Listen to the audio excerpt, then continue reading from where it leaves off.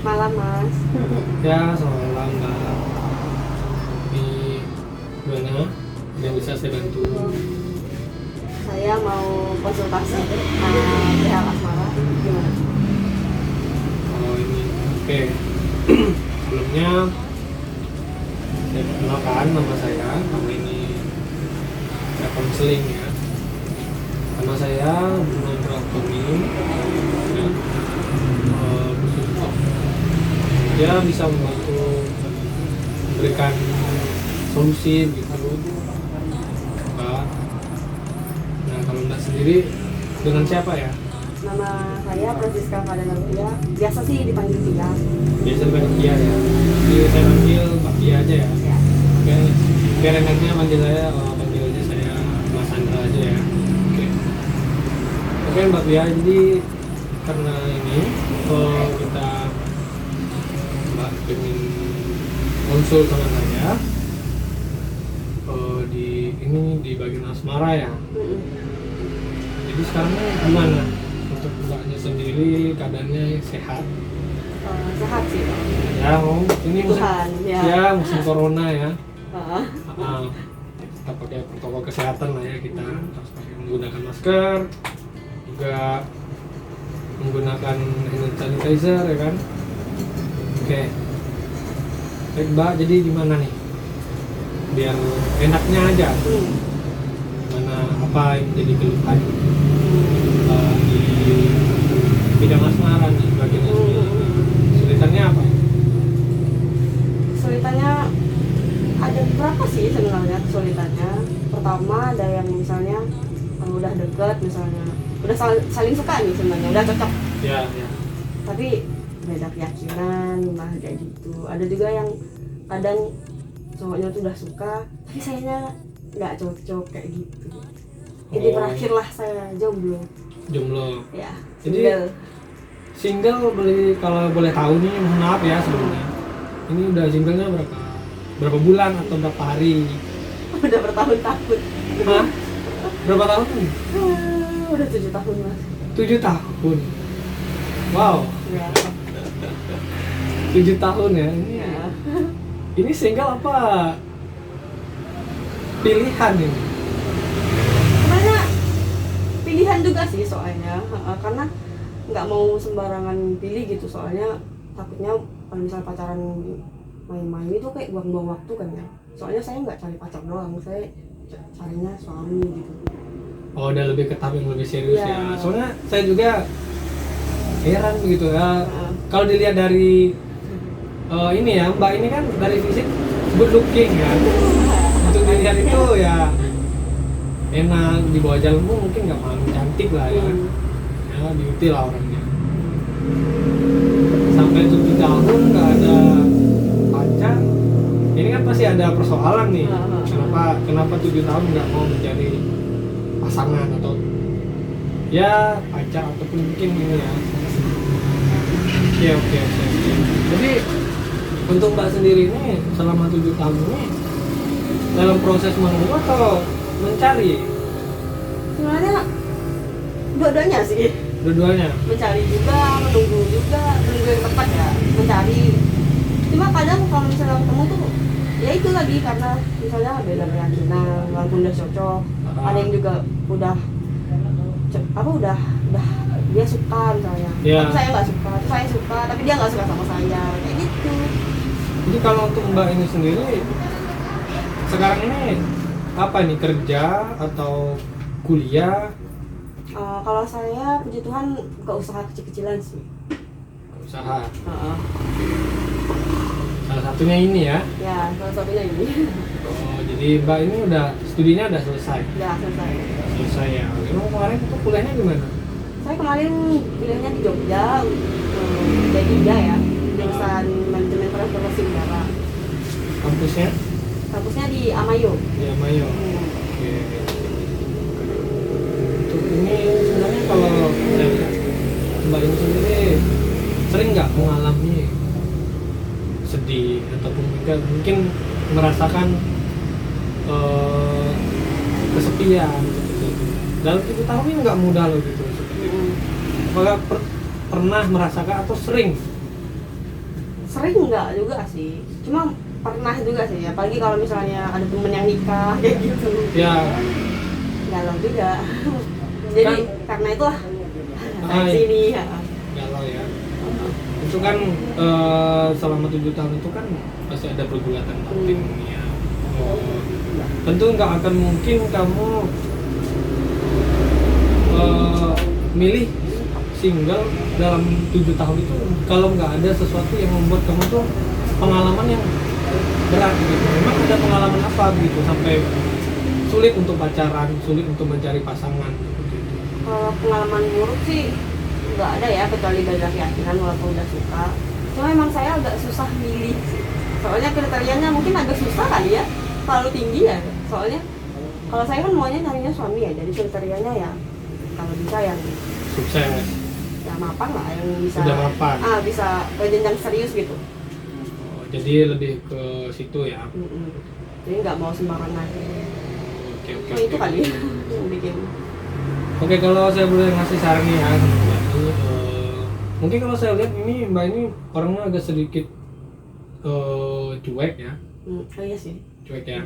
Jadi kalau misalnya kalau mungkin ada yang pengen deketin, itu Mbaknya balas chatnya mungkin ya singkat begitu kan, nggak terlalu ngerespon. Nah itu juga ngaruh loh Mbak. Untuk biasanya kalau ada yang namanya kita ini kan sebuah kesuksesan ataupun juga hidup yang mapan itu kan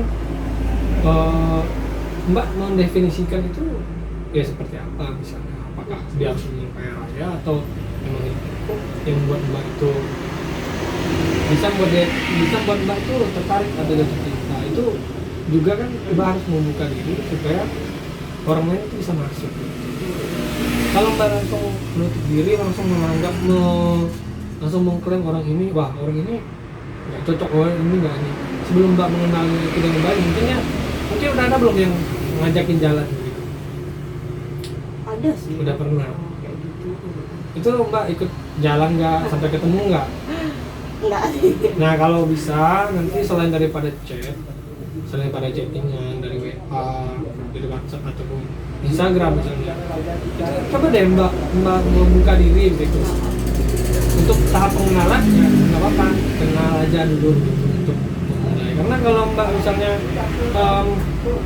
nanti itu ini chatnya aja ini jarang dibalas atau gimana, itu mereka ngerasanya entah mereka insecure, lalu mereka merasa wah kayaknya nih mungkin cewek ini nggak suka sama aku.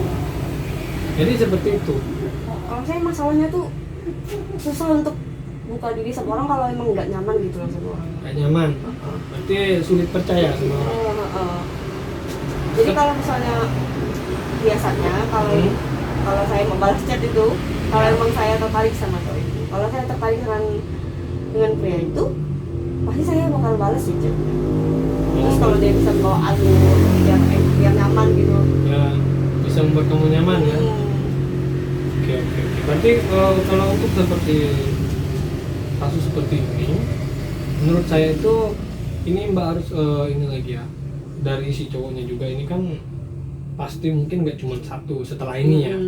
Nah nanti coba deh Mbak lakuin gitu, lebih membuka diri lagi ya begitu kan, lama lah ya. Mungkin dari Mbak membuka diri itu agar orang lain itu bisa masuk, itu akan ada nanti. Namanya cinta itu bisa hadir ya, rasa itu bisa dipupuk, bisa dirawat begitu. Tapi kalau dari Mbaknya langsung udah malas, ya kan? Ini langsung ini loh. Mungkin si cowoknya ini langsung kayak mungkin ngejauh. Ntar kalau kayak gini bisa jadi Mbaknya itu kan kesulitan. Nah, dan saran yang kedua, menurut saya itu Mbak harus tahu dulu apa yang Mbak mau dari pasangan, ya kan? Atau cinta yang seperti apa yang Mbak? Terkadang terlalu kita berpikiran secara logika itu harus juga memang ada, tapi harus juga menggunakan hati, ya kan?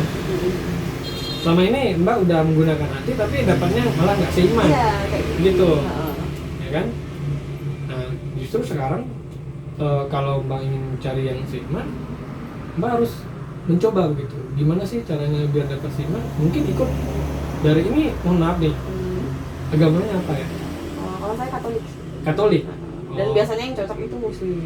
Jadi Malah ke Muslim. uh, Oh ya. Jadi kalau misalnya kalau di Katolik, setahu saya ya, itu kan kebetulan juga saya Katolik. Itu kan ada kegiatan organisasi ya, seperti OMK, seperti kegiatan-kegiatan yang lainnya. Nah itu coba deh Mbak ikutin, Mbak terlibat di dalamnya itu. Ya, mungkin sekaligus juga Mbak yang berdoa, ya. Karena ini mohon maaf juga sebelumnya juga, ini usia Mbak sekarang berapa? saya 20 tahun sih sekarang. 20 tahun, masih muda dong. Ya, udah sih. Jadi lagian pun kalau misalnya cepet-cepet juga ya Enggak juga. enggak juga ya. Heeh. Cuman ya terkadang pasti pengen Pengen ada rasa kesedihan tadi tuh. ya, karena kesendirian itu kan terkadang pasti perlu butuh teman ataupun butuh pasangan yang bisa mensupport kamu saat kamu down atau begitu ya. Ya. Jadi sebenarnya memang yang seperti ini Mbak harus benar-benar berubah diri lagi juga.